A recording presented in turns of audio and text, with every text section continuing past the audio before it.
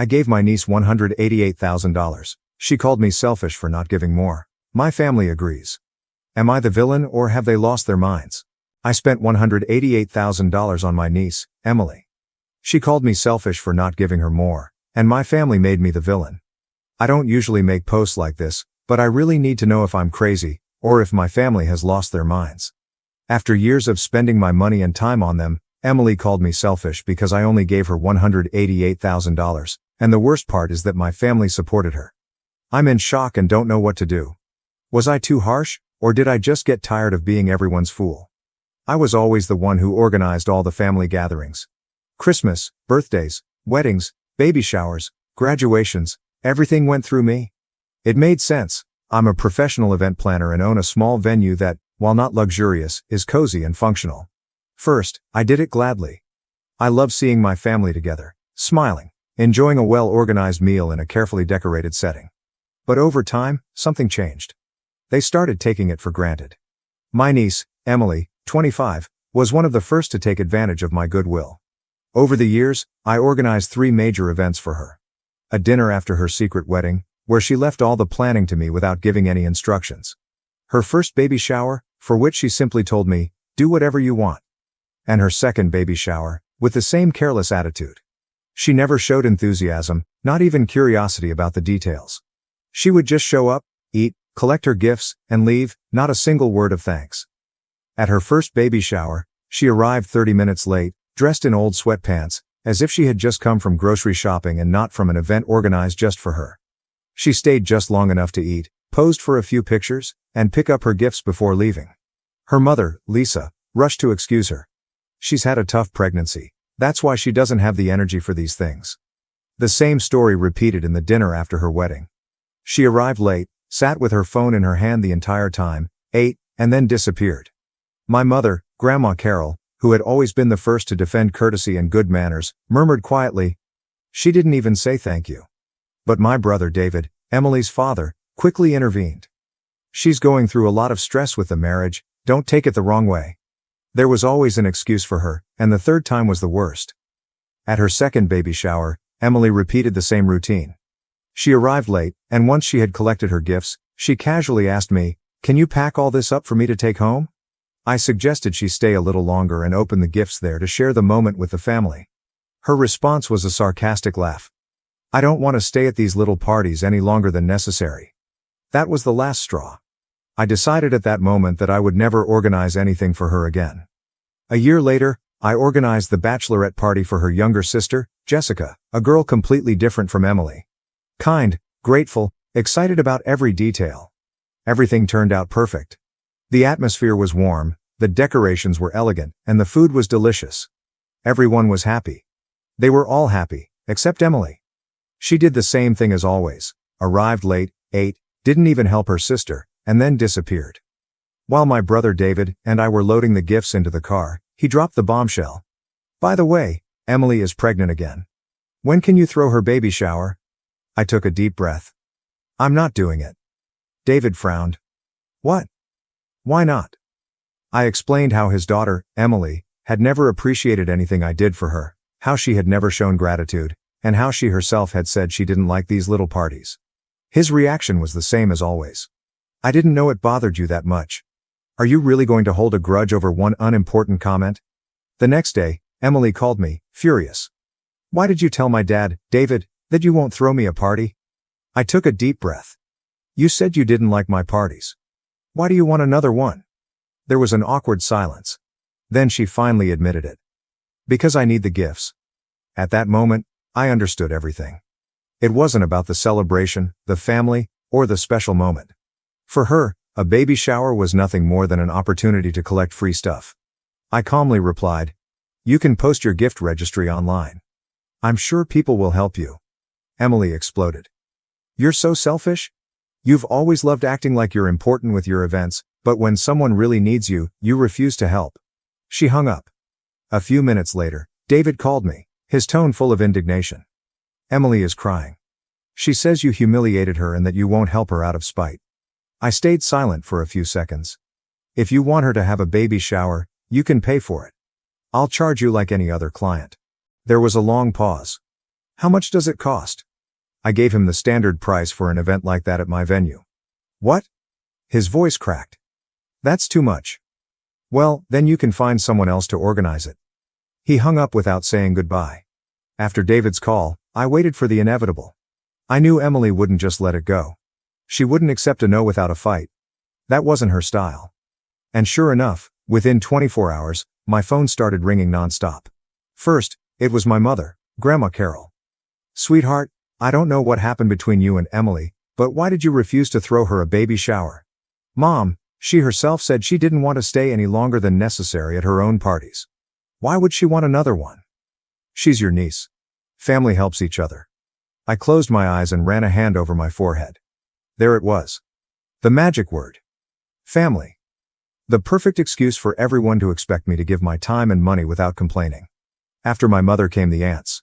We heard you refused to throw a baby shower for your pregnant niece Emily. Poor thing, she's very sensitive. She's having a hard time, and now this on top of everything. Then came the cousins. Hey, why are you being so bitter? It's not a big deal, it's just a party. If it were someone else, you'd do it. Why do you hate her, Emily, so much? It seems like it bothers you to see her happy. They were attacking me as if I were the villain in the story. I knew Emily was behind all of this. She hadn't thought twice before twisting the story, painting herself as the poor victim abandoned by her cruel aunt. The worst part? Most people believed her. By the third day, my patience reached its limit when one of my aunts called me crying. Sweetheart, how could you do this to Emily? She told me you humiliated her, that you said her child doesn't deserve a party. What? I never said that. She said you insulted her, that you called her an opportunist and said her family didn't deserve anything from you. A chill ran down my spine. Emily wasn't just manipulating the situation, she was making things up. I took a deep breath and answered as calmly as I could. I don't know what Emily told you, but I never said that. The only thing I did was refuse to organize another baby shower for her Emily, because she's made it clear that she doesn't appreciate them. I don't know, she's really hurt. Can't you reconsider? No. But why? She's family. I hung up before I said something I'd regret. But Emily didn't stop there. By the weekend, I found out she had gone to my parents', Grandma Carol's and David's house to cry to them in person. She showed up with a barely visible baby bump and teary eyes, saying she felt rejected, alone, that no one supported her, that everyone saw her as a burden. My mother, Grandma Carol, of course, hugged her immediately. My dear, who made you feel this way? Aunt, she said in a broken voice. She thinks I'm just using people. She says I only want the gifts and that I don't deserve the party. That can't be true. Surely this is just a misunderstanding. No, Grandma Carol, it's not. She said it to my face. My mother was in shock. She believed every word. That same day, my brother David called me again. Now you've really gone too far. What did I do now? Emily is devastated. She says you called her an opportunist and insulted her just for asking for help. That's a lie. Mom and Dad, Grandma Carol, and David are really disappointed in you. They think you've become cold, selfish. That's when I understood everything. Emily had achieved her goal, turning the entire family against me. But that wasn't enough for her. It wasn't enough to make me the villain of the story. She wanted more. The following Monday, my younger cousin, Anna, sent me a message. Hey, is it true that you said you're tired of paying for everything and that our family is just a bunch of freeloaders? I stared at the message, stunned. Emily had gone further than I thought. She had made up a story that I called them parasites. A cold rage rose in my chest. That's it. If Emily wanted to play dirty, then I was going to expose the truth, and I would do it in front of everyone. By the time my entire family had turned their backs on me, I had nothing left to lose. Emily had played her cards well, manipulating the situation until I was made out to be the villain. I could almost picture her satisfied smile as she received messages of support from the same relatives who were now ignoring me. But she made a mistake. In her eagerness to paint me as a horrible person, she forgot to keep her lies consistent. The first crack in her story appeared when one of my aunts wrote to me privately. Hey, I just want to understand. Emily says you insulted her, but she also told me that you said you'd do the baby shower if she paid you. So, which one is the truth? That little message changed everything. If I had really humiliated and rejected her, Emily, the way she claimed, then why would I have agreed to organize the event if she paid? It was too big of a contradiction. I answered honestly. Exactly. I told her that if she wanted a baby shower, she could pay for it like any other client. I didn't insult her or say any of the things she's been telling people. She's manipulating everyone. Well, that makes sense, but Mom, Grandma Carol, and the others are still mad at you. They say you should reconsider. My family was so used to me doing everything for free that asking for fair payment for my work seemed offensive to them. But that was no longer my problem because that was just the first crack in Emily's image of innocence, and soon more cracks started to appear. A few days later, my cousin Anna messaged me. I don't know if I should tell you this, but I found something that might interest you. Tell me. The other day, Emily stayed over at my house and left her laptop open. I saw that she was checking a conversation with her mother-in-law, and it looks like she's been getting financial help from her husband's parents. What do you mean? Yeah, her mother-in-law had sent her money to buy baby things, but she spent it on something else. She was trying to justify it to her husband, saying she didn't have enough, but I saw that at the same time she had a receipt for a designer clothing purchase. I felt chills run down my spine. Emily had been lying this whole time, saying no one supported her, that she had no resources, when in reality she was receiving money from her in-laws and spending it on luxuries. Anna ended her message with something that left me even more stunned. Her husband doesn't even know that his mom already gave her money. Emily told him that her family has never helped her and that you hate her for no reason. Emily wasn't just slandering me to our family, she was also manipulating her own husband. The final blow came when my cousin, Ellen, called me in a panic. You have to see this? Ellen sent me a screenshot of a group chat where several family members were talking about me. Emily had been saying that I was selfish, that I didn't care about family, that I never helped anyone. But then I saw something else.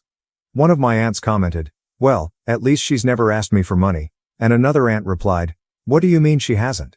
She asked me 3 months ago. She said she didn't have enough for diapers, so I sent her $200.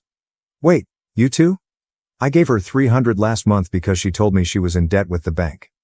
I sent her $500 recently because she said her husband was out of work. Emily had been asking multiple people for money at the same time, coming up with different excuses for each one, making sure no one compared notes. And that's when everything clicked. Emily wasn't just a manipulator, she was a con artist. That night, I barely slept. I had no doubts left. Emily had deceived the entire family. She made them believe she was a poor woman abandoned by her cruel aunt when in reality she was taking advantage of everyone while living comfortably on other people's money. And the worst part was that most of the family was still on her side, but not for much longer, because if Emily wanted to play with fire, then I was going to burn down the whole damn forest. The time to expose her had come, and I was going to do it in the most public way possible. I knew I couldn't just go around telling the truth about Emily to each person individually. She had already woven her web of lies too well, and if I tried to clear things up privately, all it would do was create more drama and unnecessary arguments. I needed to expose her once and for all in front of everyone. The perfect opportunity came sooner than I expected. A few days later, I received the invitation to my mother, Grandma Carol's birthday party. The whole family would be there, and of course, so would Emily. It was the perfect opportunity to drop the bomb. I decided that simply telling the truth wasn't enough. I had to show proof. I gathered all the messages and screenshots I had been sent, the lies Emily had told, the money she had asked different relatives for, the records of the transfers she had received from her in-laws while crying about not having enough to feed her kids. I had everything. On the day of the event, I arrived early and waited for the right moment. Emily, as always, walked in with her fake smile, greeting everyone with hugs and kisses, playing the perfect victim. I watched her approach my mother, Grandma Carol, and drop one of her well-calculated lines. Things have been tough for me lately, but what really matters is that family always stays together. I couldn't help but chuckle softly. She had no idea what was coming. I waited until everyone was gathered at the table, raising their glasses in a toast to my mother, Grandma Carol's health. When it was my turn to speak, I stood up, holding my glass, smiling. Before we continue celebrating, I want to say something important. The murmur stopped. Everyone looked at me. Emily did too, her expression suddenly alert, like an animal sensing danger. These past few days have been difficult because it seems there are a lot of hidden truths in this family. I didn't want things to come to this, but I won't allow people to keep being manipulated with lies. The air grew tense. Emily frowned. What are you talking about? I pulled out my phone and opened the folder with the evidence. I'm talking about you, Emily, about how you've managed to make me look like the villain while secretly asking different family members for money, each time with a different excuse. A wave of murmurs swept across the table. Emily froze. That's not true. Yes, it is, and I can prove it. I started reading out loud. Here's the message where you told Aunt Ellen that you were bankrupt and that your husband was out of work. Emily went pale. And here's the message where you told Aunt Sophia that you didn't have money for diapers and that no one was helping you. Some family members exchanged glances, clearly confused. And here's the receipt for the transfer from your mother-in-law, the one you told that you had never received any support from your family. My mother? Grandma Carol's eyes widened. What? Silence fell over the room. And here's the proof that you didn't use that money for diapers or household expenses. You spent it on designer clothes. Someone dropped a fork. That's a lie. Emily shouted, losing control. You're twisting everything? But I had been expecting that reaction. If it's a lie, then why are there 3 aunts here who gave you money, thinking they were the only ones you had asked for help? 3 women at the table lowered their gaze. They could no longer deny what was happening. Emily stood up, shaking. I won't let you humiliate me like this. My brother David, Emily's father, stepped in. Sweetheart, tell me this isn't true. Emily opened her mouth but said nothing. For the first time, she didn't have a lie ready. The weight of the truth crashed down on her like an avalanche. I can't believe it, my mother, Grandma Carol whispered. One of my cousins murmured, and to think we all turned against her? Emily's face shifted from fury to fear. She was no longer in control. Her allies were beginning to doubt her. My work was done. Without saying another word, I placed my glass on the table and walked out of the party. Behind me, I left absolute chaos. My work was done. I left that family gathering without looking back. Behind me were the murmurs, the clatter of silverware against plates, and the weight of a truth no one could ignore anymore. I walked to my car with my head held high, but inside I felt a mix of emotions I couldn't quite decipher. When I got home, I collapsed onto the couch, my mind replaying every word, every look of disbelief, every desperate attempt Emily made to defend herself when there were no more lies left to tell. But what disturbed me most wasn't her reaction, or even my family's. It was something else. I grabbed a pen and paper, opened the calculator on my phone, and without overthinking it, started adding things up. The floral arrangements for her wedding, the catering for her first baby shower, the decorations I had paid for out of my own pocket, the extra furniture to accommodate the whole family, the custom desserts, the small expenses that seemed insignificant at the time but added up to ridiculous amounts. Every number I added was another blow to my pride. I had never seen it this way before, never wanted to see it this way, but there it was, clear as day. When I finished, the total left me breathless. 188,000, I repeated it in my head, as if maybe if I said it enough times it would stop being real. But it was $188,000 spent on someone who never appreciated it, on someone who even after everything I had done still had the audacity to paint me as the selfish one. I stared at that absurd number, my breathing heavy, my mind trapped in a dilemma with no easy answer. Should I call my brother, David, and demand that he at least pay me back part of it? He had no hesitation in defending her, in calling me stingy, in questioning my generosity, but would he still feel the same way if he knew how much it had really cost me? Or maybe should I just let it go, accept that the money is gone, that it will never come back, that trying to recover it will only drag me deeper into a family conflict that probably isn't worth it? I don't know. I can't help but wonder if letting it go will make me stronger, or just another fool. What would you do? That night, sleep was a restless visitor. The numbers swirled in my head, merging with the faces of my family, their expressions shifting from fondness to accusation, from concern to outright anger. The family I had always cherished, the one I poured my heart and resources into, felt suddenly alien, fractured beyond repair. I dreamt of Emily, her face morphing into a grotesque caricature of greed, her hands outstretched, grabbing everything in sight. The next morning, the phone calls resumed, but this time, the tone was different.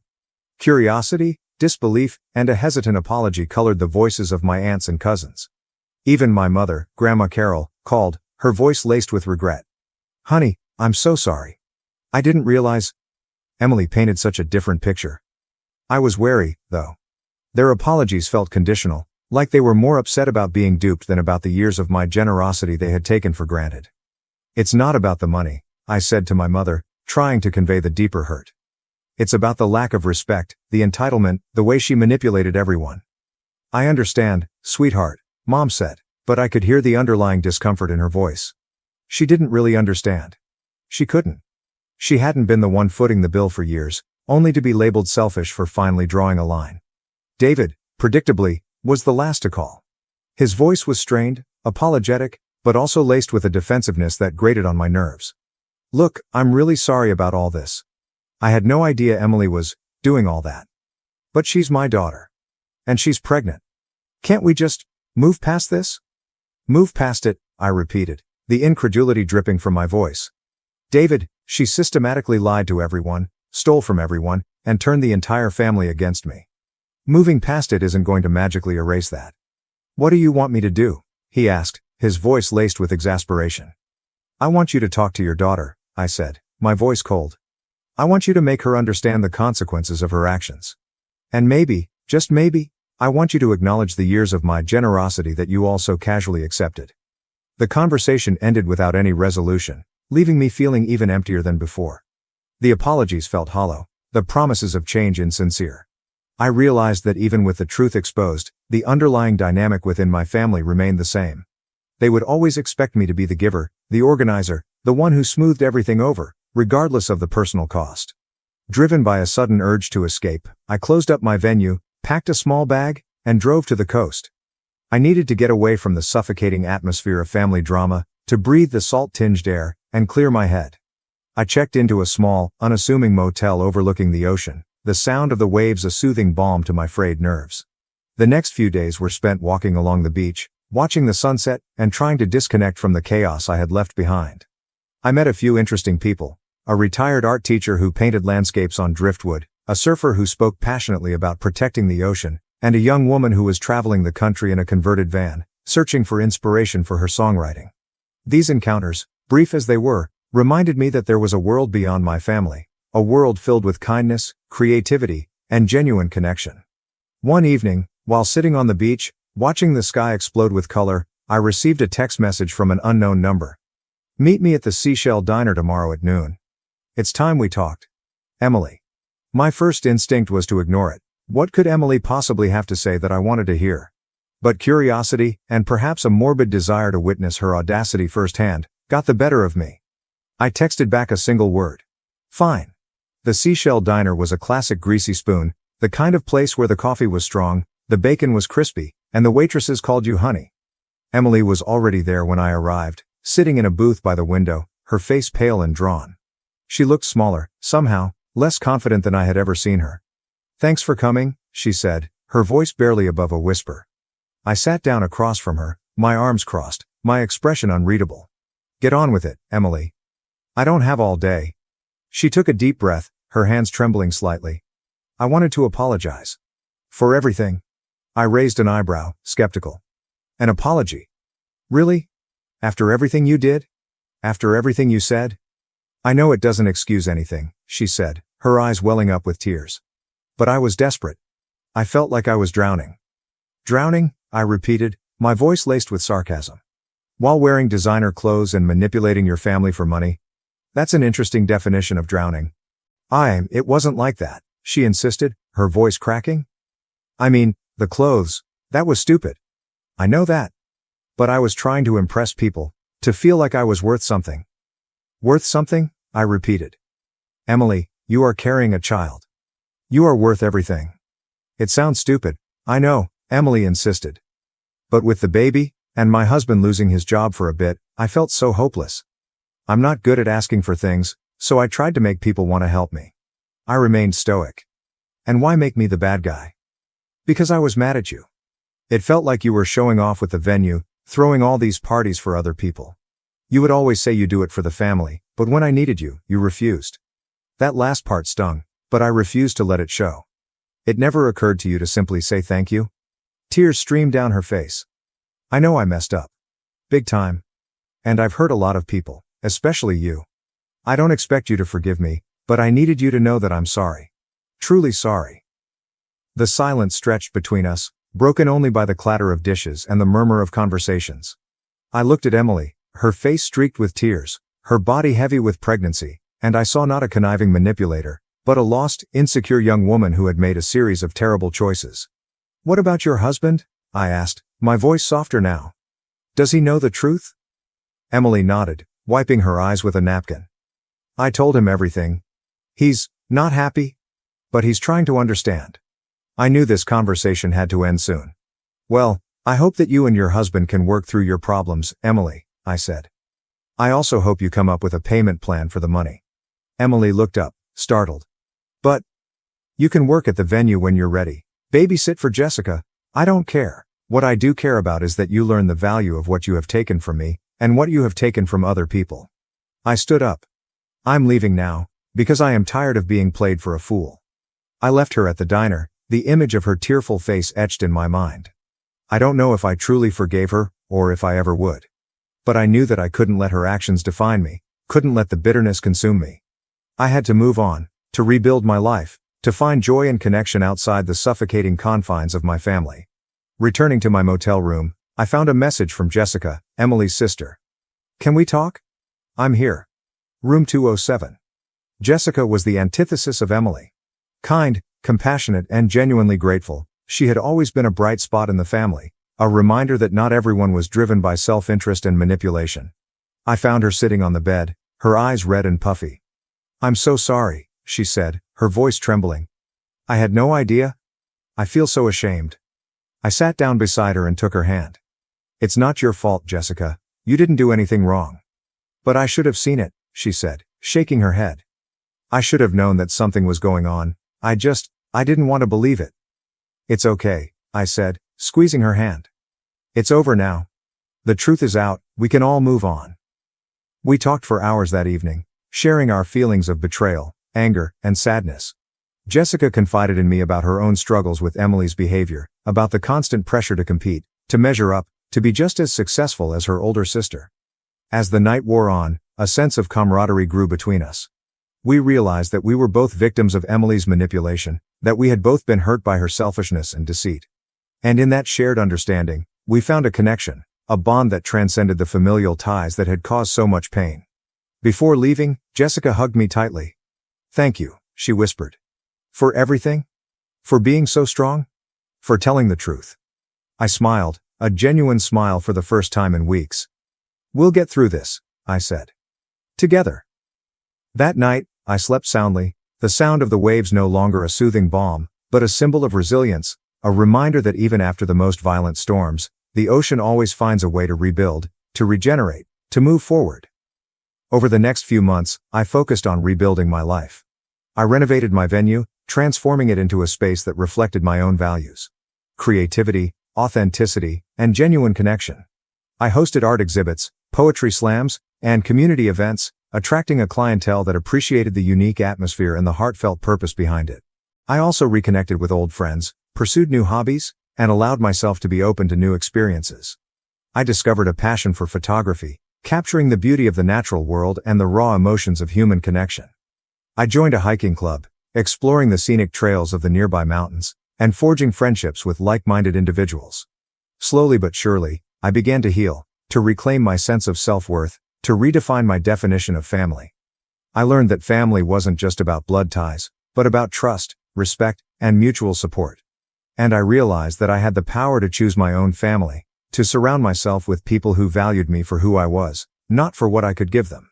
As for Emily, I heard through the grapevine that she and her husband were attending marriage counseling and working to rebuild their relationship. She had also started volunteering at a local charity, helping underprivileged children, perhaps as a way to atone for her past actions. I never saw her again, but I often wondered if she had truly changed, if she had learned from her mistakes. Perhaps one day, she would find a way to earn back the trust of her family, to prove that she was capable of genuine kindness and compassion. But that was her journey, not mine. My journey was about healing, about forgiveness, and about creating a life filled with purpose, passion, and authentic connection. It was about embracing the lessons I had learned from the past, and about moving forward with hope and optimism. And it was about knowing that, despite the pain and betrayal, I had emerged stronger, wiser, and more resilient than ever before. The $188,000 was gone, yes, but the experience had given me something far more valuable: the courage to define my own worth, and the wisdom to choose my own family. And that, I realized, was priceless.